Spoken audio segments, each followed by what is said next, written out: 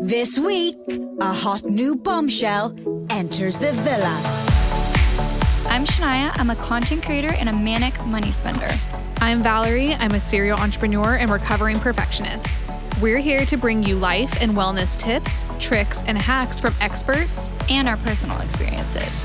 This is the Hot Girls Cry podcast.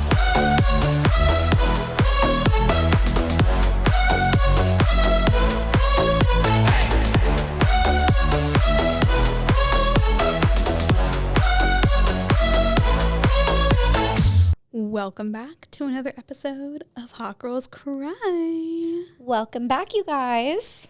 We're excited for today's episode because it's one of my favorite topics. Yes, and I feel like whenever we were planning episodes and stuff, I was like, hello, we have a business mogul at our fingertips. Let's interview Val. Yeah, and it was actually one of the topics that I was like fine not talking about because I didn't want to like hijack the podcast and make it all about business because it's something I can talk about day in and day out.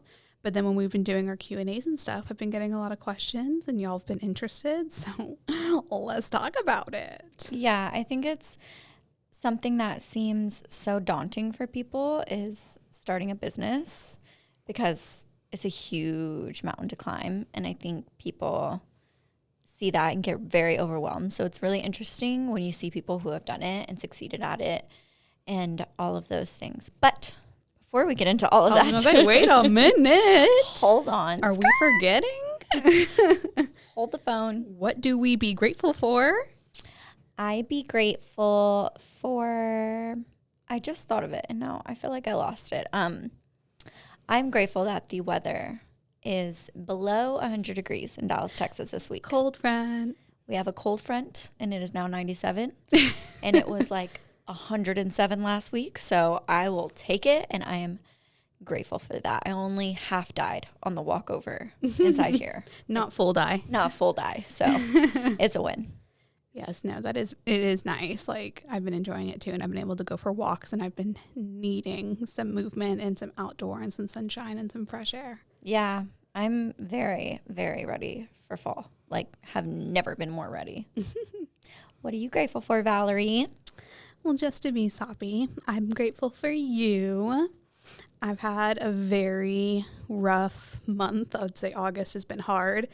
With work and life and business and just my schedule, and you're always so understanding and like you just get where I'm coming from and you know how I'm feeling and you just always know how to make me feel better, and you sent me flowers last week and it was just, you're always there for me and you know exactly what I need. And I was like crying last week in my car because she just like fully, like, it's one thing to have a friend to be there for you, to like hear you when you're going through it, but like to really feel like they get it, it's just something different. And I'm just very blessed to have a friend like you. Not me tearing up. Stop.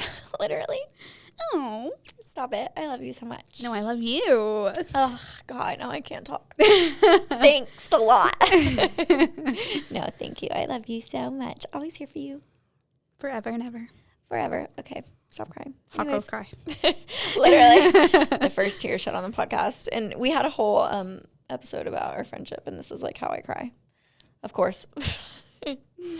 Okay, so the topic of today's podcast is how to start a business. All the business things. Yeah, everything business. Feat Valerie Rocio, because if you guys don't know, Valerie is an entrepreneur. She has 3 companies, right? 2-ish, 2.5-ish, depends on how you want to count them. Okay, you have your social media marketing business, which was your first baby. Mm-hmm. And then you have your picnics, which Yeah. was your 3rd baby, if you're counting photography as your 2nd baby. Yeah, so I have the marketing agency, and then under the marketing agency, I have like another branch, which is like the lifestyle photography studio. So like in the eyes of the government, that's like a DBA. So like I treat it like a second business, and it's just kind of like a second branch of the first business. So that's why I say like 2.5. Okay. But I mean, I just consider them to be 2 businesses, but like it just really depends on how you want to look at it. But I just say it as 2 businesses. In my eyes, you have like 5. Honestly, that's what it seems like. But okay, starting from the beginning, I know that you were working full time when I first met you at a firm for marketing. It was a PR firm, yeah. And what made you want to get into social media marketing specifically when you decided to start your business?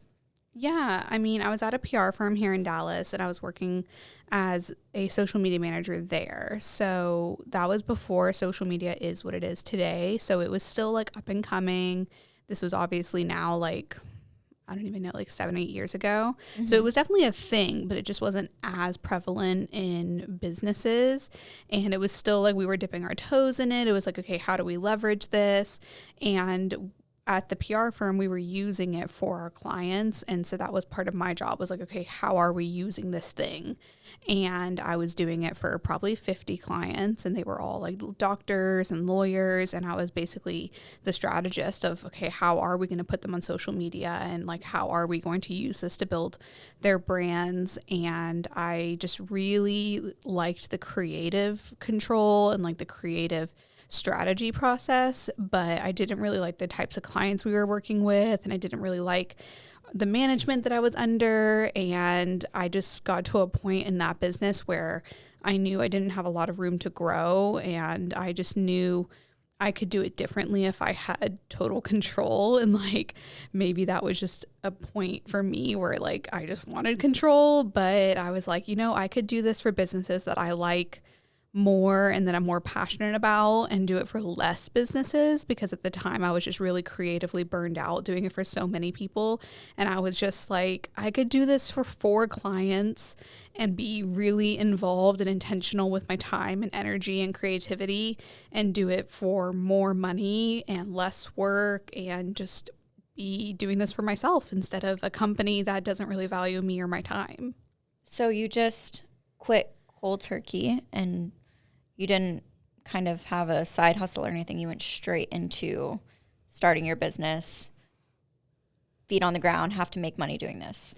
So I actually was really fortunate because while I was at the PR agency, I started networking and attending like networking events and conferences and speeches. And that's where I started to meet a lot of women who that's when I really started to figure out like, okay, I really am passionate about women entrepreneurs and I love working with women. And there's so many women in Dallas who are doing cool things and they don't have the marketing support to get their businesses off the ground. So that's what really inspired me. Like, okay, I can do what I love to do while supporting these women who are doing what they love to do. And in doing that and in attending those events, I was able to find, I met a woman who was a really successful entrepreneur and I just really connected with her. And so she ended up mentoring me. So she actually helped me understand like the basics of a business. So she actually talked me through like, what do you want to do? And she inspired me to start the business and to start it as a side hustle and basically asked me like, well, what's your end goal? And I was like, you know, to work for myself. But I saw that as like, in the future when I'm like a real adult, when I'm like married and have a house and kids. And she was like, well, why then? And I was like, yeah, why then? Like, why is that my timeline? So then I started taking action and like working and like networking and building clientele while I was still at my corporate job. And then I got to a tipping point where my corporate job was really pushing the limit with like how they were taking advantage of me and my time. And I just got to a point one day, probably 5 months after starting my business. I think I started like legally started my business in May. And the plan was to quit my job as of next May. And because I was in the process of planning my wedding. So I wanted to like be responsible about it. And so in May, I legally started my business and I was like, I'm just going to save money, build some clientele, make connections. I think as of September was when I was like, you know, I'm doing a lot of work on the side. I basically was working 9 to 5 and then working for my business and building connections, doing all these side projects from 5 to 11 every day and all weekend. And I just got to a point where I was like, I'm just going to do it for myself. Like I'm going to, you know, bet on myself. I know I can do this. I know I'm willing to do whatever it takes. So I just quit. It's like that sink or swim mentality. Yeah. Like if that's the only option, like you're going to make it work. Yeah. Yeah. it's kind of all in at that point. Yeah. And I think that's when you probably made a lot of growth and really got things rolling. Yeah, and I knew like if I'm spending 5 to 11 every day working on all these other projects, imagine what I can accomplish if I have all these hours that I'm about to gain. And I also knew that like I'm the kind of person that if I have to bartend to make rent, I will. You're a hustler, and you knew that even if it was a little rocky, there was other avenues that you were willing to go down. Yeah. To make it work in the long run. Yeah, so I knew that was just what was going to happen, so I just up and quit. I love that because I think even for me, I get really scared to start businesses, and that's one thing I admire about you is you're very action focused and you will take the action so quickly and it's just immediate. But I feel like a lot of people are like me where they want to do something, but it's kind of like holding them back. So what do you think? I don't know if it's just inherent in you. And this isn't even one of the questions I wrote down, but I'm just thinking of it. I didn't prepare for this. I didn't prep her on this one, y'all. What do you think is kind of the difference between not starting and just starting and getting it going? Is it just you just have to like rip the Band-Aid off and just go for it? Or do you think it's just one of those things that it gets easier as you just start to do little things and little things? Yeah, I mean, I think that there's two ways to approach it. And like, I think it just depends on the type of person you are. Cause like, I think there's just like, what do you have to lose? You know, like obviously I was in a situation where I didn't have a mortgage. I didn't have kids. No one was going to starve. You know, worst case scenario, I could go bartend. I could Uber. I had options and, you know, I'm in a position of privilege where I could do those things, you know, and that doesn't look the same for everybody. Like if you have kids to feed and, you know, a mortgage to pay, like that might look different. You probably can't take, you know, that same risk necessarily. But I do think a lot of people do let their ego get in a way where they aren't willing to go and bartend if they have to, or to go and do a part-time job if they have to make ends meet while they're trying to work towards something they want to work towards. Yeah. And I think that can be really hard for some people to swallow. And I think that's just the side of like a hustle that people aren't willing to accept sometimes. Yeah. You have to ask yourself, are you like really, really willing to go to the worst possible outcome with this business? Yeah. And I think that's what's scary sometimes. Yeah, because success isn't guaranteed and it's really, really hard work. And so I think we often see success stories, and at the end of the day, success stories are sharing the success, you know? And so I think like when you see it, you're like, oh, well, that looked great, but it's really hard. And I think, you know, I try to be really transparent with like how far I've come and what I've accomplished. But at the end of the day, like I am still really fortunate in how I've gotten here. And like, it has been really hard still, but I am still coming from a place of privilege and I'm still very fortunate, but I still have worked really hard, but there's still so many hurdles you have to overcome. And like a lot of people have to, you know, you have to be willing to work really, really hard to get there. And I think just a lot of people like, and there's no shame in that. Like there's no shame in like not wanting to do that. But I think like a lot of people don't tell you either how hard that is. It's hard and it's long and it takes a lot of time. It is so long. So long. I feel like what you said, like you see the success and you always see the finish line. And we see these influencers who create businesses and they have this massive audience. So it seems like it's just overnight. Yeah, it seems overnight because you saw it overnight. Yeah, exactly. Yeah. And nobody shares. A lot of people don't share what goes on behind the scenes and the low parts of the journey and stuff like that. So. Like a lot of people talk about Alex Earl and how she was like an overnight success on TikTok, but like even her, like she was posting on TikTok daily for like 5 years before she took off. And like maybe there wasn't like hardship or like struggle in that journey, but like it wasn't overnight. Like it was consistency for 5 years before she became something bigger. And it's like, most people aren't technically overnight. A lot of people would have quit during that 5 years and just threw in the towel. And I remember I was watching a YouTuber one time talk about how to grow your YouTube. And she was like, if you've been doing this for a year or two and you're not seeing growth, then maybe you just need to come to terms with the fact that it's not for you. And I can see truth in that, but I think that's kind of wrong because you just never know. Yeah. At one point, you can be 20 doing YouTube and not take off on YouTube till you're 40 and you find your groove and you find your niche. And, you know, everybody's journey looks different. So you can't say there's this, you need to quit here. You know? Yeah. It's not easy. And like, if it were easy, then like everyone would do it. And it's just not easy. It's not easy. What are the things that are kind of behind the scenes that you don't really see, the businessy stuff, the legal stuff that you need to have in place and need to be aware of when you're starting a business? There's so much that literally nobody ever teaches you. Yeah. That you just have to know. Yeah. And you just have to learn it. And it is amazing how far we get in life without knowing this stuff. Even with taxes, I'm amazed, and investing and all of that stuff. So that's one part of starting a business. And I've started a business, but it was kind of, I don't even know if it was legal. I don't even know. Like, I honestly don't even know. But I know you have to have an LLC and you need like a lawyer and all your of that. business needs to be registered in some way. And I think that's the part that a lot of people skip. Like, they almost don't register it until it's like they don't want to register their business until they know that they're going to stick with it. Mm-hmm. And I'm like, I get it, but I'm also like, don't start the business unless you're going to stick with it. Yeah. Are you committing or are you not? Yeah. And so a lot of people will just kind of start it. And like, I get it. Sometimes things will start as a hobby and then they become something. Like, I get it. But yeah, you need to register your business either as like a DBA or like an LLC or an S Corp or something. Like, it needs to be legally registered with the state that you're in. And that's really important. And like, my mom has been a massage therapist for like 15 years. It's like her main job, not even 15 years, like my whole life. And she just registered her business. And I'm like, like, how did you do this for so long?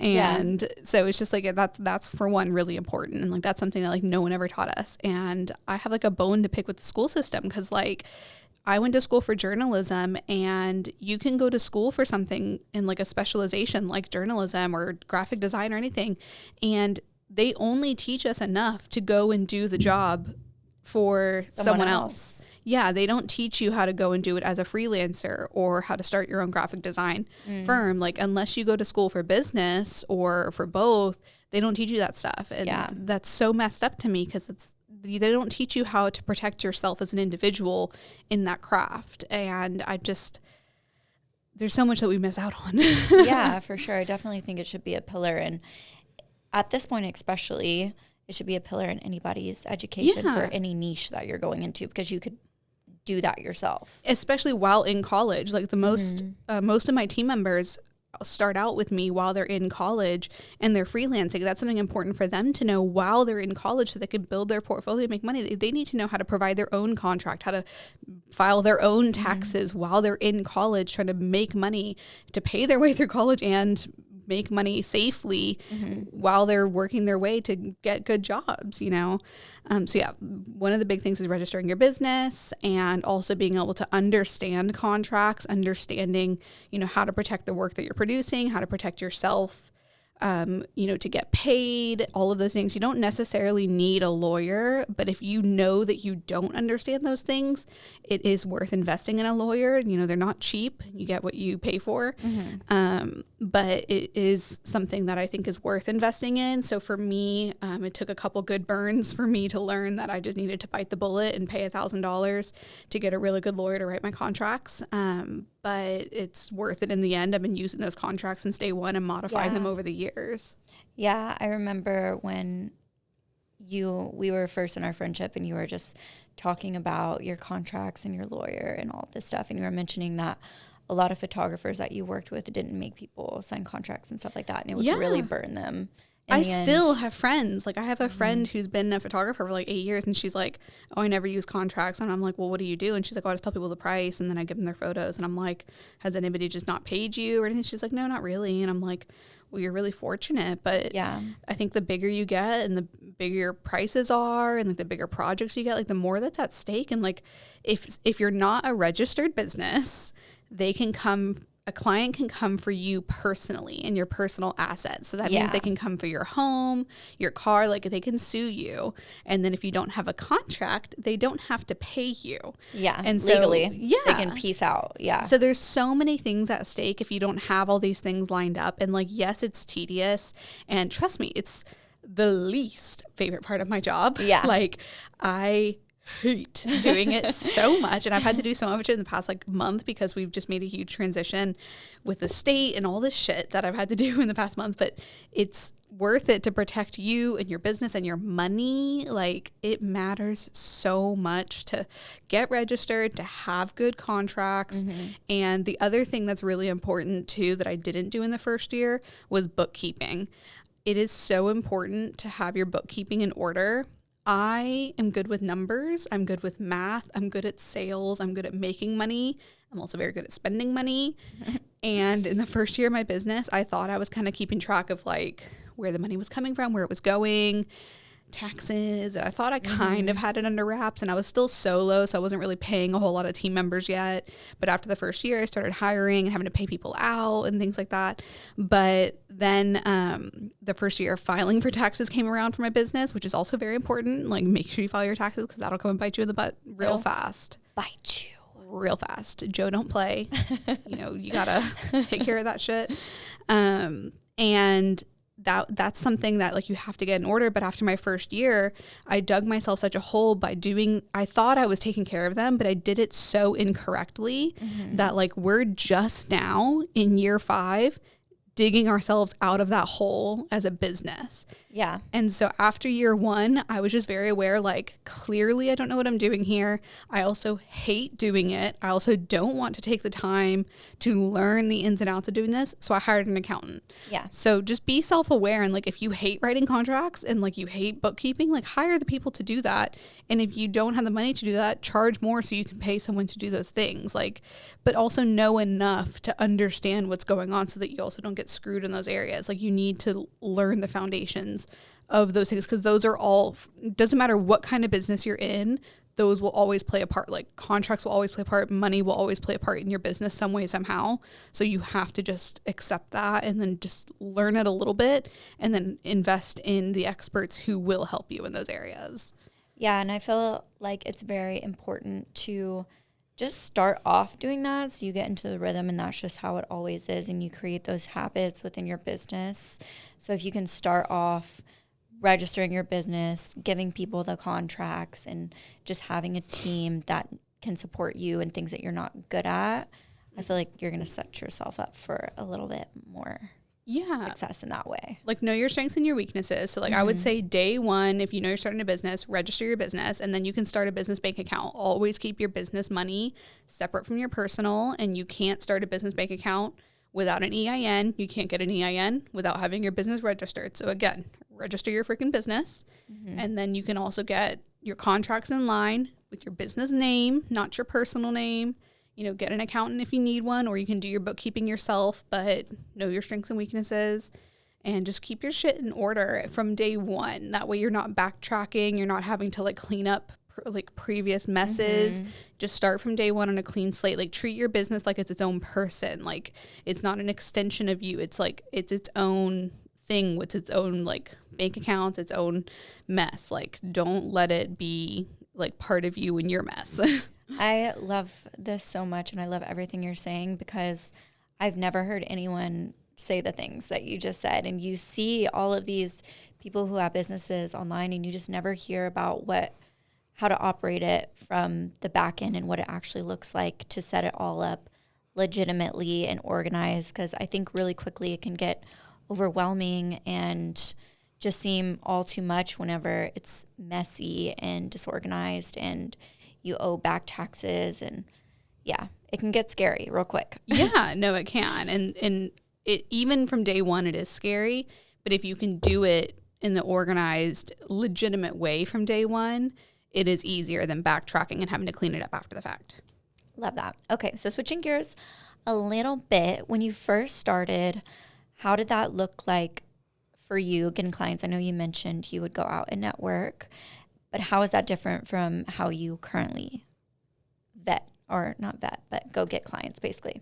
Yeah, day one, I was networking a lot, and this is obviously pre-pandemic. So, like, I was going to conferences, I was going to happy hours, I was just meeting people, introducing myself, and day one, it was like the era of like boss babes. Like it really was like prime boss babe era. And we all like quit our jobs at the same time. Like I can't even tell you how many of us are celebrating our 5-year anniversaries right now because kind of cute. We all just up and quit and started like a revolution. And I basically would just introduce myself, and like I do think it's really important that like even if you're not a people person, if you're starting a business, you have to put yourself out there. You have to just, you have to tell people what you're doing.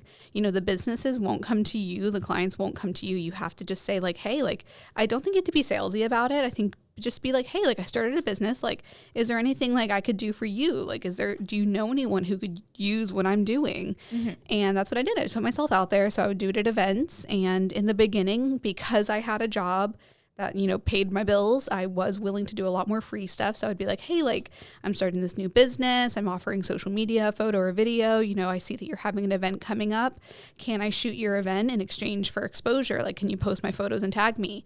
And that's how I would start building clientele. So then I would do that for brands that were aligned with me and like who I wanted to work with. So I worked with a lot of women-owned brands, salons, bakeries.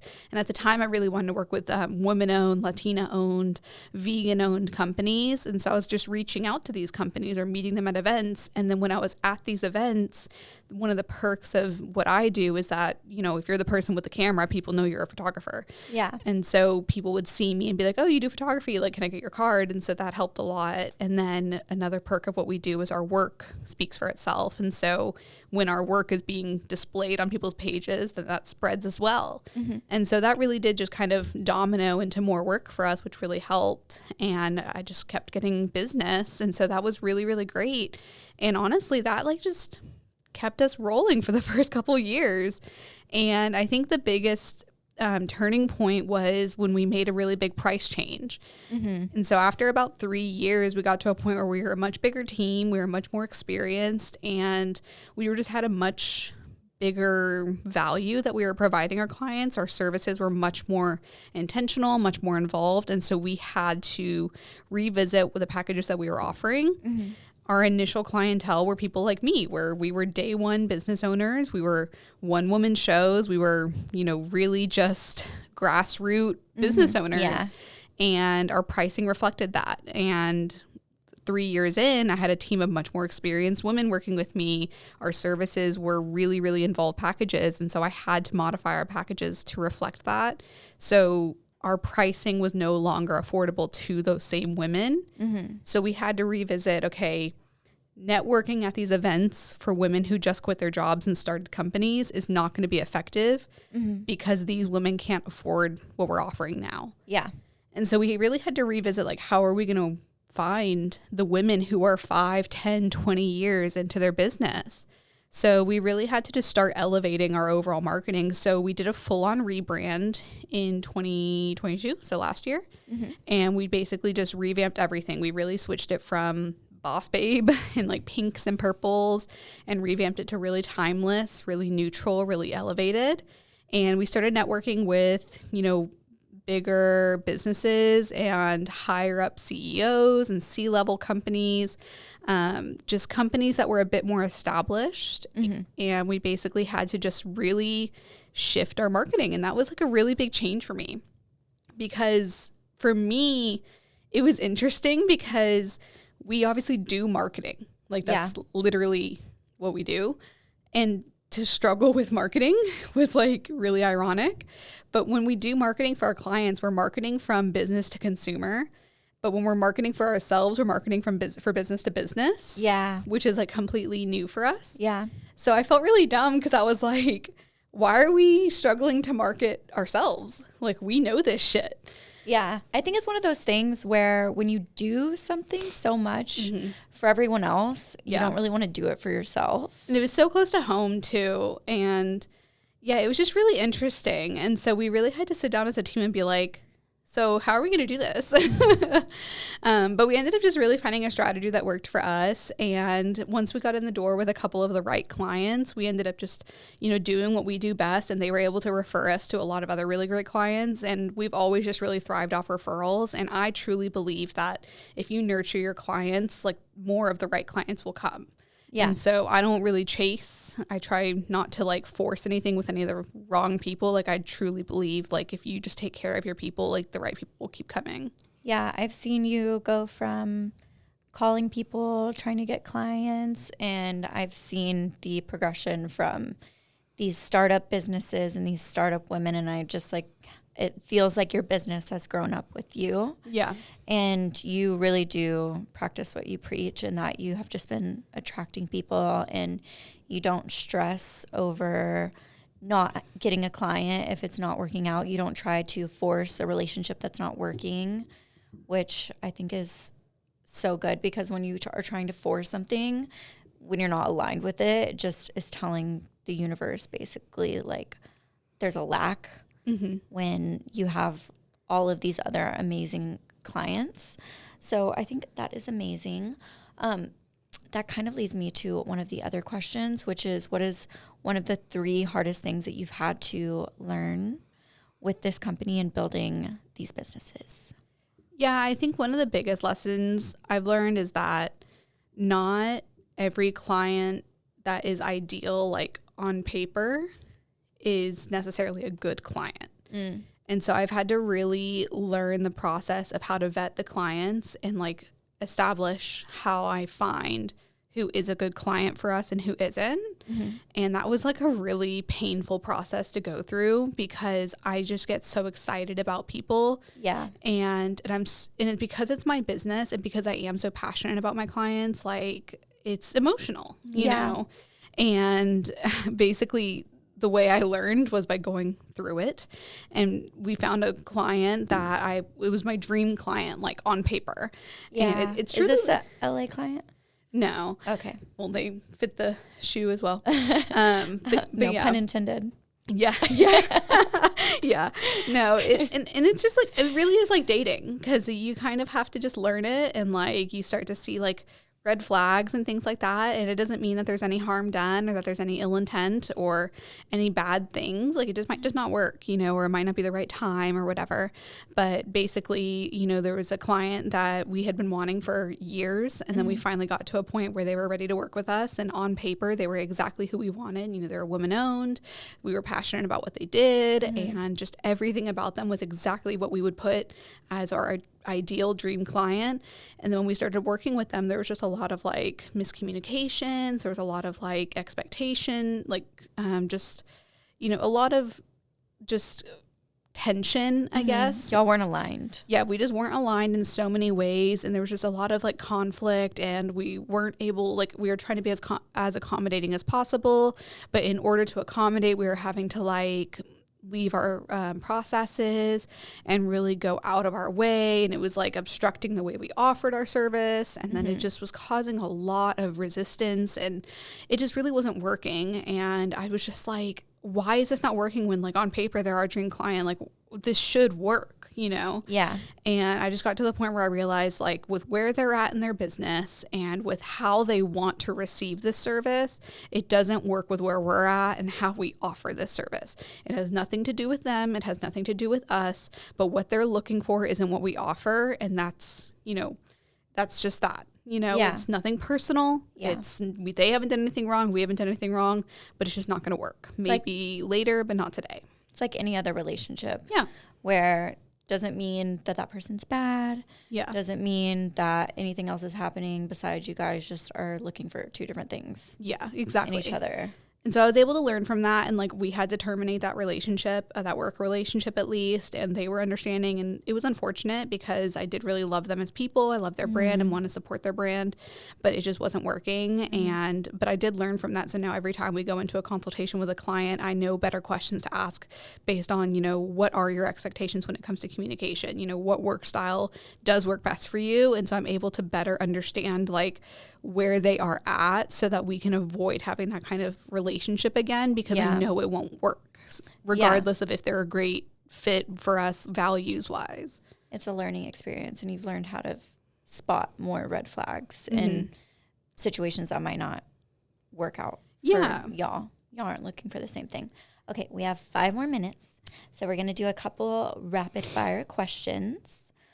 How do you practice work-life balance with multiple companies? I don't often. It's hard. Yeah. When I do, I think I compartmentalize. You do. You compartmentalize a lot. Yeah, I think I just really have to separate, like, when I'm working on one business, when I'm working on the other. And I think I've gotten to a point in my career where I've decided what role I want to play in each business. And I have to just try to honor that.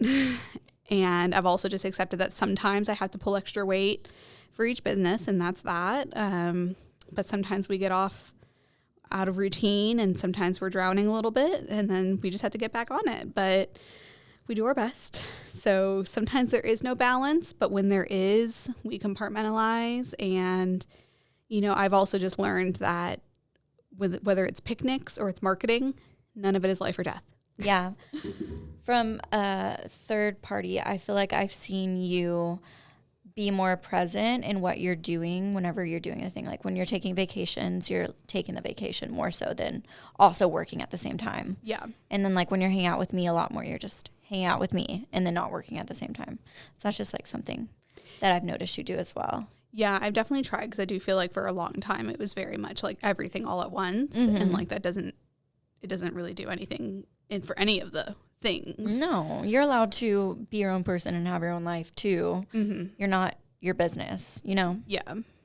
The next question is, what is your favorite and least favorite thing about being a business owner, CEO, entrepreneur, girly? I think my favorite thing is that the opportunities are endless. Like I really have endless room for growth. I can also take the businesses in any direction, and I have to remind myself sometimes, like, I can take vacations whenever, I can take days off whenever, and I can take the businesses in any direction. I can, you know, grow my team. Like the opportunities really are endless. Very creative. Yeah, I think creative wise, growth wise, career wise, like there's just really so much room to grow. I think my least favorite thing is that in the thick of it, I can feel really needed and like pulled in a lot of directions. So I think when things get hard, I feel like my team needs me and my clients need me, and like at times I can feel like 30-40 people need me. It's all pressure. And it can just feel like a lot, and I feel like sometimes I just have to like close my eyes and like put my phone down and be like, everyone, like, go away. Yeah, for sure I can see that. Well, thank you so much, Miss Valerie Rocio. It was so lovely having you on the Hot Girls Cry podcast. Thanks so much for having me. Can't wait to be back on. We'll see you next week. Yes, ma'am. Thanks for listening to the Hot Girls Cry podcast. If you've enjoyed this episode, show some love and support with a rating and review. Or keep the conversation going over on our socials. TTYL!